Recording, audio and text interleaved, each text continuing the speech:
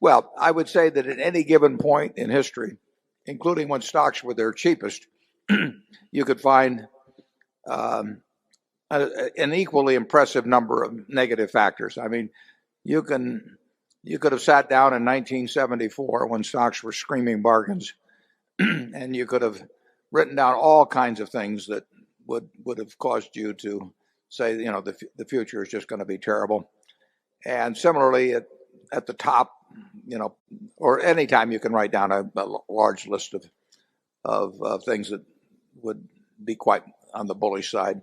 We really don't pay any attention to that sort of thing. I mean, we have, you might say that our underlying premise, and I think it's a pretty sound underlying premise, is that this country will do very well. And in particular, it will do well for business. Business has done very well.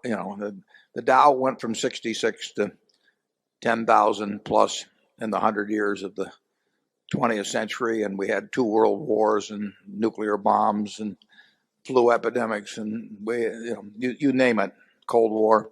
There's always problems in the future. There are always opportunities in the future, and in this country, the opportunities have won out over the problems over time, and I think they will continue to do so absent weapons of mass destruction, which is another question. And business won't make much difference if anything really drastic happens along that line. So I can't remember any discussions Charlie and I have had ever going back to 1959 that where we would have come to the conclusion at the end of them that we would have passed on a great business opportunity, a business to buy because of external conditions, nor did we ever buy anything that we thought was mediocre simply because we thought that the world was going to be wonderful. It won't be the American economy, in my view, that does in investors over a 5 or 10 or 20 year period. It will be the investors themselves. If you look at the record of the 20th century, you'd say, how can anybody have missed, and owning equities during that time? And yet, we had all kinds of people wiped out, in the 29-32 period. We had all kinds of things that were bad. But if you would just own stocks right straight through, didn't leverage them, you'd have gotten a perfectly decent return. So we're unaffected, in essence, by the variables you mentioned. Just show us a good business tomorrow, and we'll jump at the hook. Charlie? Yeah, I think, but it's also true that both of us have said at various times over the last 3 years that we wouldn't be at all surprised if professionally invested money in America had a pretty modest result over a fairly extended period of the future compared to the very dramatically high returns that it had achieved up to about 3 years ago.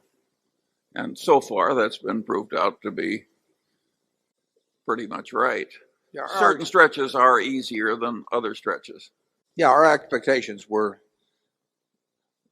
more modest than most people's a few years ago. We didn't say the world was coming to an end or anything. We just said that people have gone crazy in certain sectors, and that anybody that thought that you could, sit at home and day trade and make double-digit returns over time or do anything, that you were entitled to that, by just sticking a little money in your 401k or something, was really living in a fool's paradise. But that was never accompanied by any predictions of disaster for the American economy as a whole or for American business as a whole. People get crazy notions from time to time in financial markets. I commented on this earlier, but they just believe things that it's hard to understand how they can believe. Now, to some extent, they get sold that by other people. But